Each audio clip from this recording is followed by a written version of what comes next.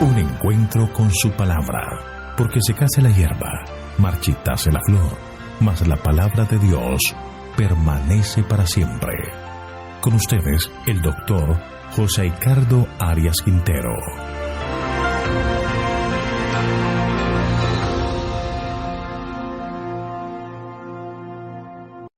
Hoy vamos a estudiar Mateo capítulo 2, la segunda parte.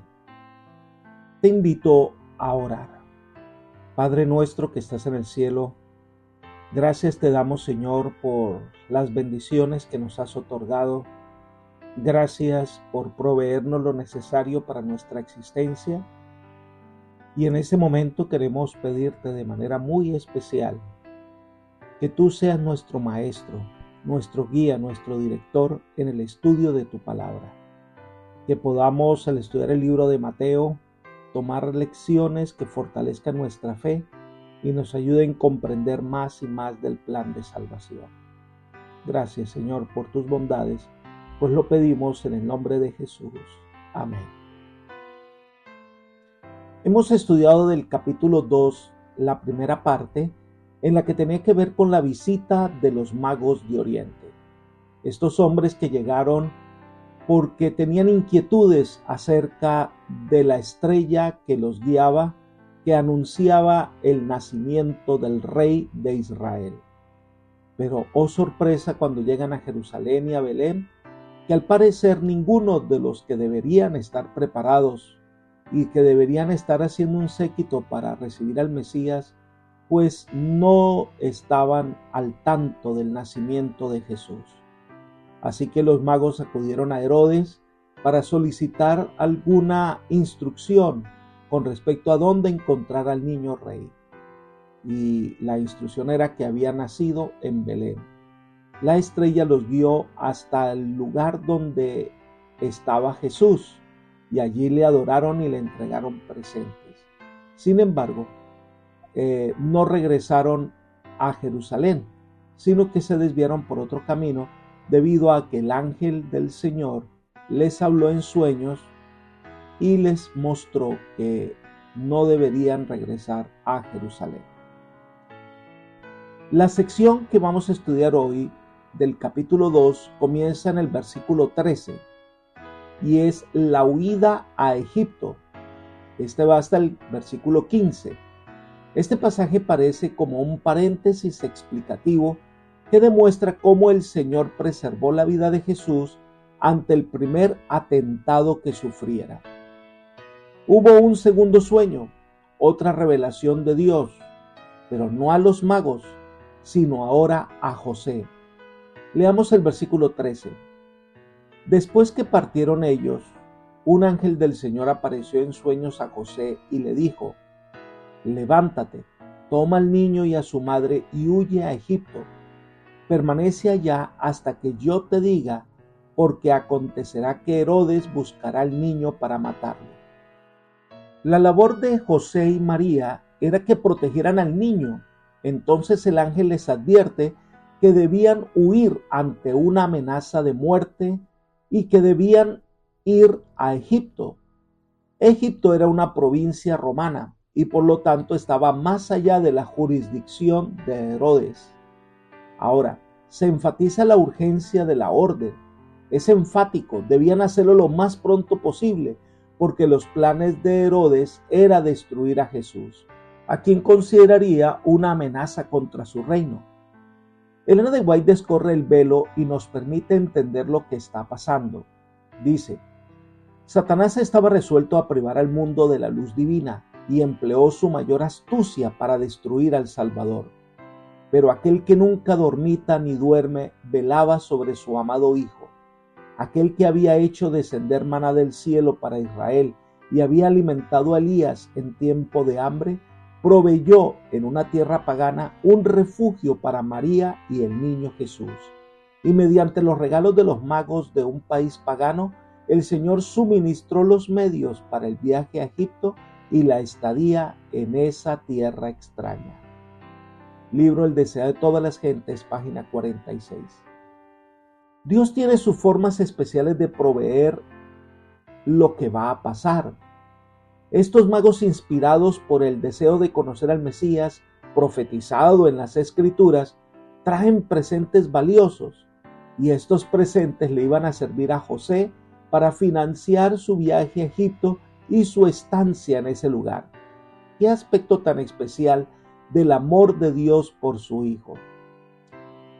Lo cierto es que José inmediatamente obedece. Versículo 14.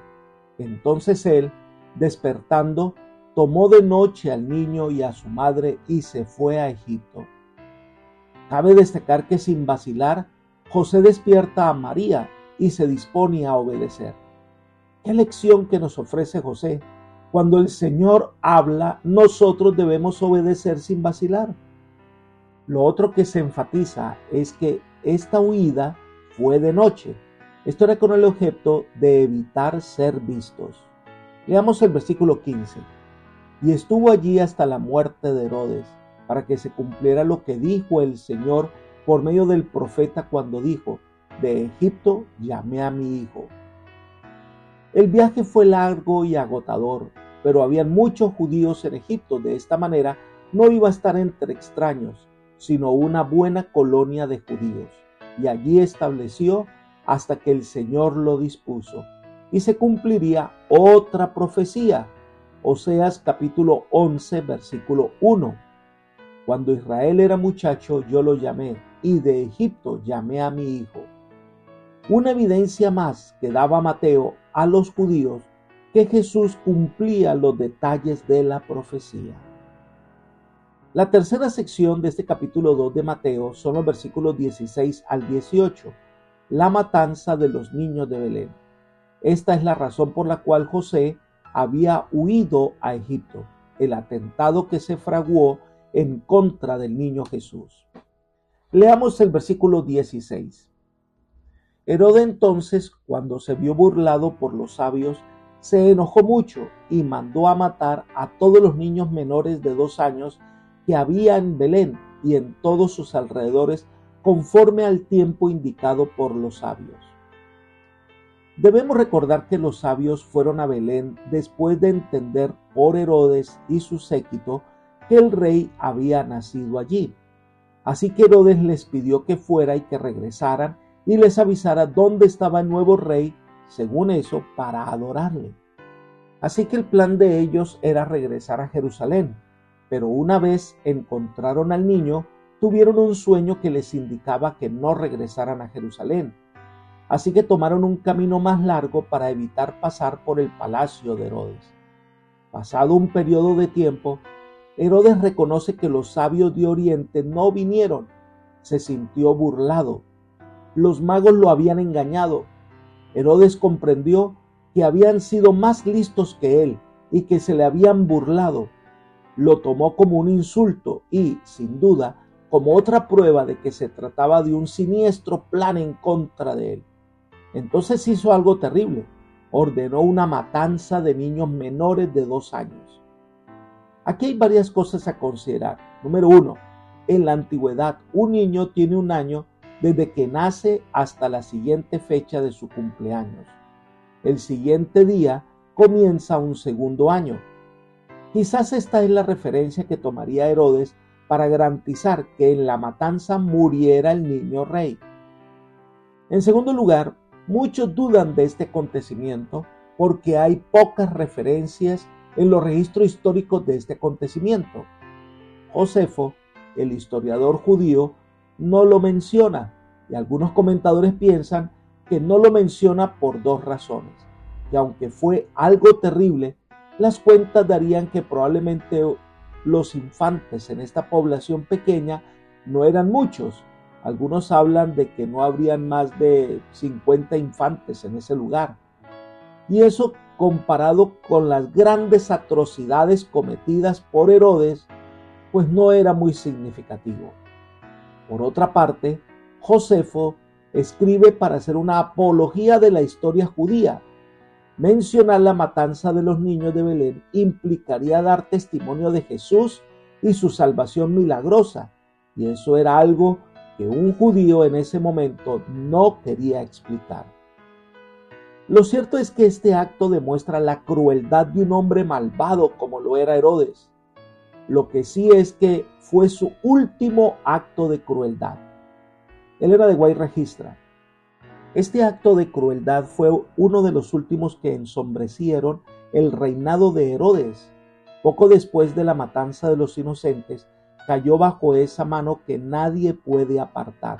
Sufrió una muerte horrible. Deseado de todas las gentes, página 47. Así que Herodes actuó pensando que iba a destruir al niño Jesús y para asegurarse mandó a matar a todos los niños menores de 2 años. Sigamos con los versículos 17 y 18.